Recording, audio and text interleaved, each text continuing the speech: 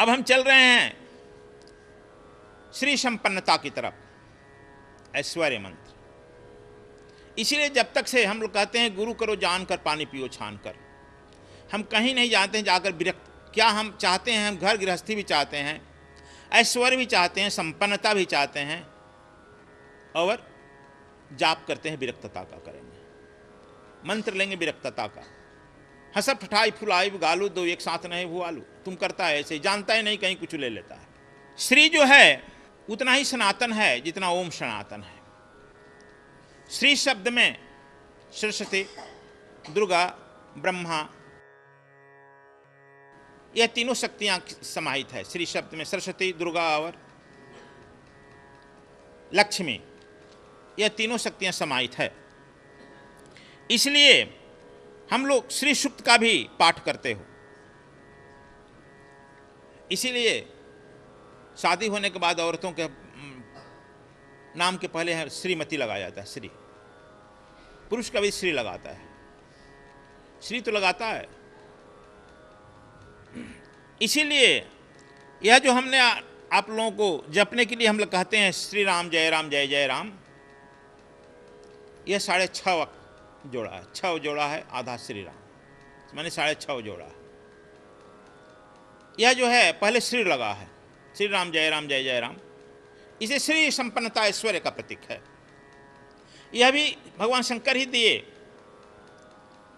लेकिन यह तब दिए जबकि हनुमान जी आने लगे तो यहाँ पर राम राज की स्थापना करनी थी।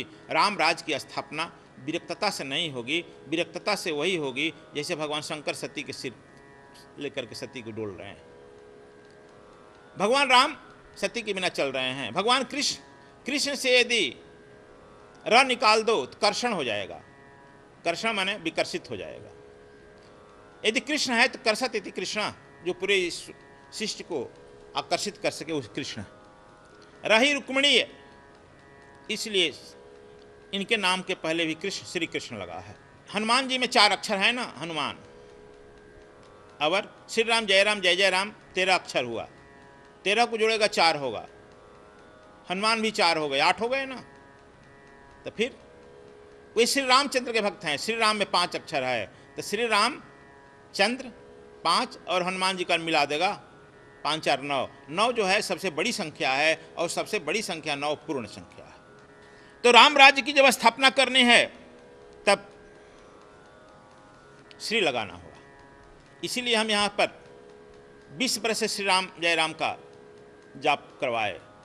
और यह कॉलोनी, इस कॉलोनी में कोई आना नहीं चाहता था, खासकर इस क्षेत्र में। लेकिन अब तुम लोग देखो कि यह कॉलोनी ज़्यादा जो है श्री संपन्न हो गई है। यहाँ पर सब श्री संपन्न है, लेकिन कोई इस नाम का प्रभाव कहेगा नहीं कि बहुत गया है 20 साल तक। तो उसका फलाफल नहीं कोई, उसमें अपनी पुरुषार्थ जोड़ लेता है। चलो ठीक है। यह जो है दिख रहा है कि श्री राम जय जय राम, यह जो है 13 अक्षर है, 6.5 जोड़ा। एक दिल्ली के ही कुछ दिन पहले की बात कह रहे हैं, एक आदमी में से मिला, कहता है गुरुजी हम बहुत दिन से जाते हैं बालाजी और हरे राम हरे कृष्ण कहते हैं, आता है मेरे यहाँ, और जितना जा रहे हैं हमारा सब बिजनेस डूब गया, खत्म हो गया। हमने क्या कहते हो तो हमने तुम जब डूब गया, खत्म भी हो गया, जाते हो, जो जिससे तुम नाम लिए हो, जिस डॉक्टर से दिखा रहे हो, दवा खा रहे हो, उस डॉक्टर से ना कहेगा। किसी डॉक्टर का दवा ले रहा है और किसी डॉक्टर से जाकर उसका कंप्लेन करेगा, हमारे यहाँ आएगा तो हम बताएंगे ना तब बच्चा। तो हम लोग जानते नहीं, हम जानते हैं कि धर्म ही कर रहे हैं। कोई शुगर का दवा खा रहा हो, डॉक्टर देखो शुगर का दवा खा रहा है, और तुम कह रहा है कि एक को शुगर नहीं हुआ, कहा पहले ही सीधी दवा जाकर खरीदने लगे। हम कहें कि तू क्यों खा रहा है भाई? गुरुजी हम प्रिकॉशन ले रहे हैं ना, हमको भी शुगर नहीं होगा पहले से। ठीक है, तुम्हारा प्रिकॉशन होगा खतरनाक या कैसा। इसलिए जब तक से तुम इसके बारे में जानते नहीं हो तब तक से उस पर नहीं देना चाहिए। लेकिन यह भारत की विचित्र विडंबना है। एक स्कूल में मास्टर साहब पढ़ा रहे थे बच्चों को, कहे कि बच्चा अच्छा बताओ, एक 9 भेड़ है, उसमें से एक भेड़ यदि कुआं में गिर गई तो कितनी बचेगी? बताएगा तुम फट से 8 बता। एक गरेड़ी का लड़का ही पढ़ता था, कहा था गुरुजी हम इसका उत्तर बताएंगे। कहा कि तू तो कहीं उत्तर बताता नहीं है बच्चा। कहा इसका तो उत्तर हम ही बताएंगे ना, इसका अनुभव है हमको। कहा क्या है, कितने बचेगी? कहा कि एक भी नहीं बचेगी। भेड़ एक यदि कुएं में गिर गई तो सब गिर जाएगी गुरुजी, एक भी नहीं बचेगी। लो 8 कैसे बचा दिए। तो हिंदुओं में जो है धर्म भी वैसे ही है।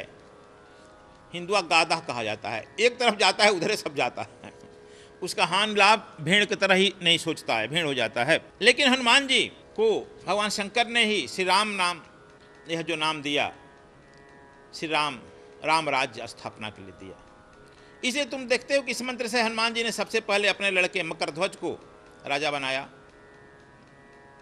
दूसरा सुग्रीव को बनाया, तीसरा विभीषण को बनाया। तुम उपकार सुग्रीव की ना, राम मिलाए राजपद दिन्ना। रोज कहते हो तुम। सुग्रीव को दिया, विभीषण को दिया, तुम्हारो मंत्र विभीषण माना, लंकेश्वर भय सब जग जाना। इनको यह प्रैक्टिकल अपने समय में ही किए। शिव के साथ भी हर्ष निकाल जाता है तो 100 बच जाता है ना। शंकर भी बिना पार्वती के 100 हो जाते हैं, शक्ति के। श्री जो है शक्ति है। इसीलिए यह मंत्र जब तुम भी जाप करेगा, श्री राम जय जय राम, तुम्हारा यह लोक भी सुधरेगा और वह लोक भी सुधरेगा। कबीर साहब भी कहते हैं, मेरे साथी 2 जना, एक वैष्णव एक श्री राम। कबीर साहब कहते हैं मेरे साथी 2 जना है, एक वैष्णव एक श्री राम, और कोई साथी नहीं है। क्या करते हैं? एक है मुक्ति का दाता, एक सुमिरावे नाम। एक वैष्णव, वैष्णव माने जो राम नाम सुमिराता है, भक्त, गुरु, वैष्णव। जो राम नाम सुमिरने को कहता है, सुमिरो, श्री राम कहो। इसलिए कहते हैं कि मेरे भक्त साथी 2 जन, एक वैष्णव एक श्री राम। एक मुक्ति का दाता, श्री राम तो मुक्ति का दाता है, और वैष्णव जो हैं, जो भक्त हैं, वह जहाँ बैठेंगे वहाँ श्री राम जय जपना शुरू कर देंगे। इसलिए मैं इन दोनों के बीच में बैठा हूँ। 2 ही साथी हैं, और तुम लोग ये दोनों छोड़ करके तीसरे चौथे साथी हो जाते हैं। इसलिए कहते हैं फिर जब तुम्हारे भी 2 साथी हो जाएंगे तब क्या हो जाएगा?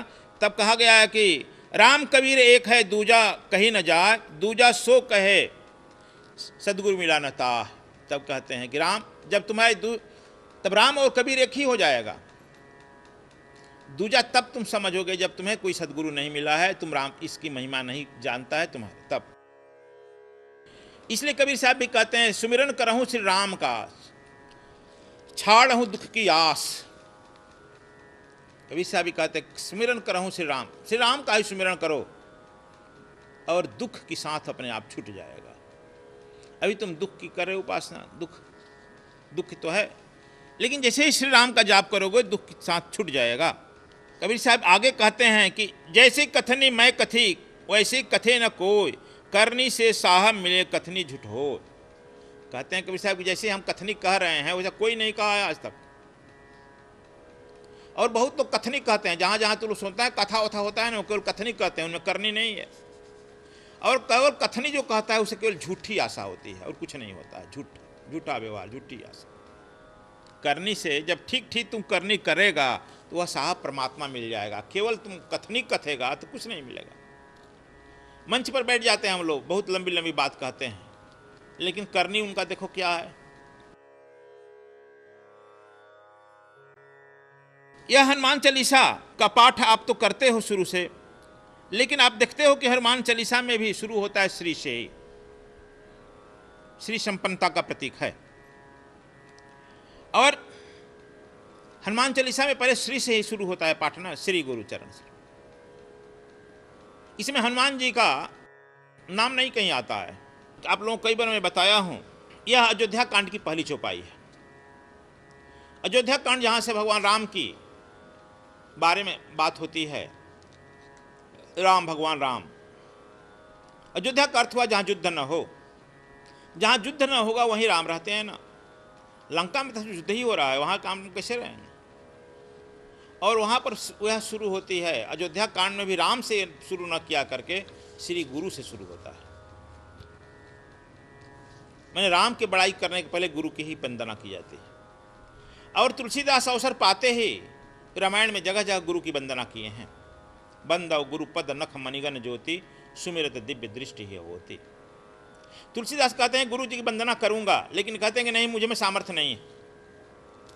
तब कहा कि उनकी पैर की वंदना कर लेता हूं। फिर मन में देखते हैं कि नहीं गुरु के पैर की वंदना भी करने की सामर्थ्य नहीं है। तब कहते हैं गुरु के पैर का जो नख है अगला दिखाई पड़ता है, उस नख की वंदना करें। बंदव गुरु पद नख मणिगन ज्योति, जो मणियों के तरह ज्योति मार है और जिसको सुमिरते से ही दिव्य दृष्टि होने लगती है। कहते हैं इनकी वंदना करूंगा। गुरु बिन भवन तरे न कोई, बिरंज शंकर समझो होई। दाव पर लगा देते हैं ब्रह्मा विष्णु और शंकर। कहते हैं कि तपस्या से ब्रह्मा विष्णु शंकर बन सकता है, लेकिन जब तक से तुम्हें समय का सद्गुरु नहीं मिला है तब तक से तुम इस भव रूपी संसार से पार नहीं लग सकता है। इसलिए तुलसीदास जी जो है अवसर पाते गुरु की वंदना किए, बहुत बार किए। पहली जो है हनुमान चालीसा की चौपाई है, श्री गुरु चरण सरोज रजा निज मन मकुर सुधार, वर्ण रघुवर विमल जसा जो दायक फलचार। यानी तुलसीदास जी कह रहे हैं कि श्री गुरु के चरण रूपी कमल की रज से अपने मन रूपी दर्पण मुकुर को साफ करके श्री राम के विमल नाम का वर्णन कर रहा हूँ, जो इस सृष्टि के चारों फलों को देने वाला है। चार फल है अर्थ धर्म काम और मोक्ष। जब चारों फल मिल ही जाएगा, बात आगे तो आगे पढ़ने से क्या जरूरत है। हनुमान चालीसा शुरू हुआ नहीं खत्म हुआ यहीं पर। कहते हैं चारों फलों को देने वाला है। यहाँ हनुमान जी जो है सर्वप्रथम श्री गुरु के प्रथम चरण रज की बात कर रहे हैं। श्री गुरु का चरण रज से क्या करेगा? मन रूपी मुकुर, तुम्हारा मन ही दर्पण है। यह मन रूपी दर्पण आपका गदला हो गया है, गंदा हो गया है, तो लाख उपाय किया जाएगा, आपको धर्म के रास्ते पर नहीं चलोगे। इसीलिए जब तक से मन रूपी दर्पण, सत्संग की यही जरूरत है। सत्संग ही एक है जो क्या कि मन रूपी दर्पण को साफ करता है। जब दर्पण साफ हो जाएगा तब उसमें आपका मुंह दिखाई पड़ने लगेगा, स्पष्ट दिखाई पड़ने लगेगा। कपड़ा तो रोज 2-3 दिन में साफ करता है, शरीर भी साफ करता है, लेकिन मन कहाँ साफ होता है? मन जब तक सत्संग में नहीं आता है नहीं साफ होगा। एक घड़ी सत्संग की वर्षा तपस्या वर्ष 50।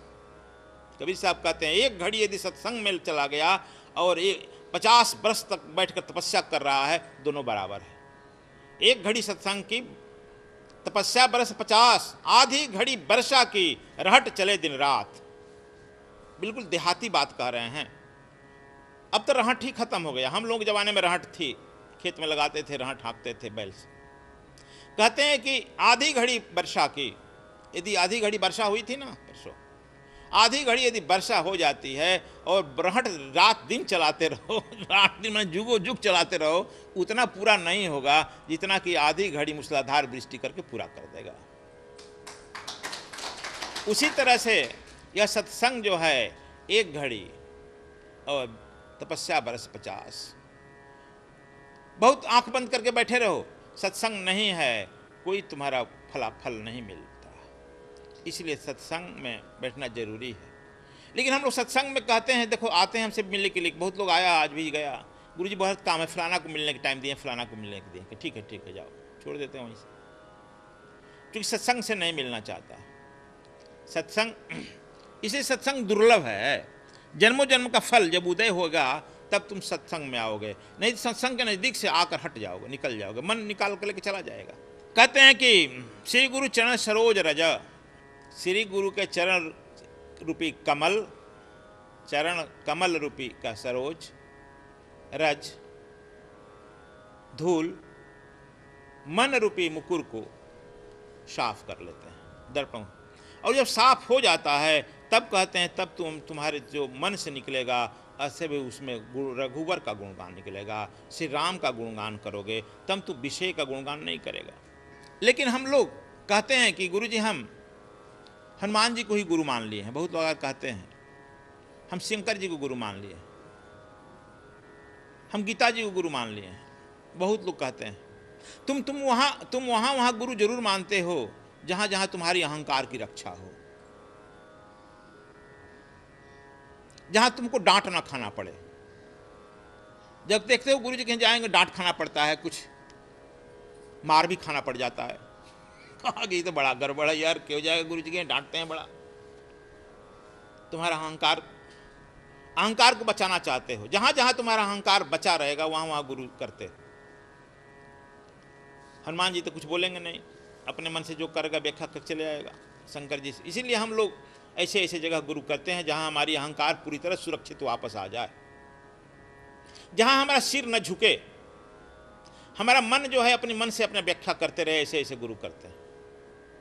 ऐसे गुरु के नजदीक, जीवंत गुरु के नजदीक जाने से डरता है मन। कहीं 10 आदमी के बीच में गुरु जी कह दिए कुछ, तब आज मैं कह रहा था, कह दिया कि अरे यार तुम गलती, तुम ही चोर हो, बदमाश हो, देखो तुम्हारे सामने जो है आत्मा कह रही है। इस बात को छिपाया हुआ है ना जी, कह रहे थे, वह सुनते ही फिट आ गई। तो सारी दोष जहां हमारा छिप जाता है वहां हमारा जीव बच जाता है। हम लोग जो हैं कहा सुनी में जाते हैं। मुल्ला नासरुद्दीन बबूल के पेड़ के नीचे गया था लकड़ी चुनने, उसको आम मिल गया। उस सब गांव घर वालों को दिखाया कि देखो ना हमको यहाँ आम मिला है। पूरा गांव वाला दौड़ने लगा वहाँ आम मिलेगा। लेकिन मुल्ला कह भी रहा ठीक कि नहीं, हमको आम मिला है, हम झूठ नहीं बोल रहे हैं, देखो खाया भी है।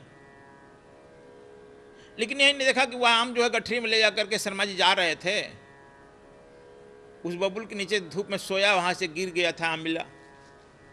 इसीलिए प्रत्यक्ष देखा हुआ भी सच नहीं होता है, सुना हुआ भी सच नहीं होता है। जब तक से समर्थ सदगुरु के नजदीक नहीं जाता है और वह समय के अनुसार, वह तुम्हारे शरीर के अनुसार, विधि के अनुसार वह मंत्र नहीं देता है और उस मंत्र को तुम ठीक ठीक अपने मुंह उतारते नहीं हो, तब तक से वह सफल नहीं होता है।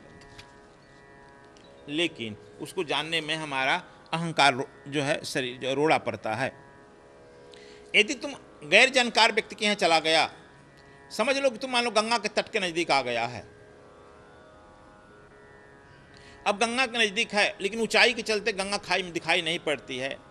किसी अनभिज्ञ आदमी से पूछ लिया, देखने में धार्मिक लगता है, पूछ लिया गंगा जी कितनी है दूर है यहाँ से, कह दे कि तुम यहाँ से ट्रेन पकड़ो और चले जाओ रामेश्वरम। रामेश्वरम में जब जाएगा समुद्र में स्नान करके तो मंदिर में जाना। मंदिर के परिक्रमा के बाहर एक लिखा हुआ है, टोटी लगी है बाहर, पानी निकल रहा है, उसमें लिखा है गंगा जल, वहाँ स्नान कर लेना, वह गंगा जल हो जाएगा। वही है, वहाँ पर है गंगा जल लिखा है। अब तू तो अनभिज्ञ दौड़ रहा है ना। देखो संसारिक में धोखाधड़ी, तुम्हारा पॉकेट मारा गया, तुमसे कोई छीन लिया, पैसा छीन लिया, वह कुछ कर लिया, इसमें बहुत कम लॉस है। लेकिन जो गुरु लंपटी मिल गया और तुम गुरु जो है गलत जगह भटका दिया, तो एक जन्म नहीं कितने जन्म तुम भटकेगा यह नहीं कहा जा सकता है। गुरु का भटकाव जो है कितने जन्म तक भटका देगा, इसलिए यह बड़ा कठोर सौदा है। इसीलिए कबीर साहब सतही भाषा में कहते हैं, गुरु करो जान कर, पानी पियो छान कर। स्वामी श्री की अनमोल कृतियां, कुंडलिनी जागरण, शिव नेत्र, लोक परलोक, रहस्यमय लोक, मेरे राम, स्वर से समाधि, शिव तंत्र, एक ओंकार, हनुमान चालीसा भाष्य, ज्ञान गुदरी भाष्य, गीता ज्ञान Mandakini, path of enlightenment, awakening of kundalini, स्वर टू समाधि, यंत्र मंत्र रहस्य, बुद्धों का पथ, कहे कबीर कुछ उद्यम कीजिए, गुरु ही मुक्ति दाता, उमा कहूँ मैं अनुभव अपना, सदगुरु टाइम्स मासिक पत्रिका। संपर्क सूत्र 09868886830, 09818019199।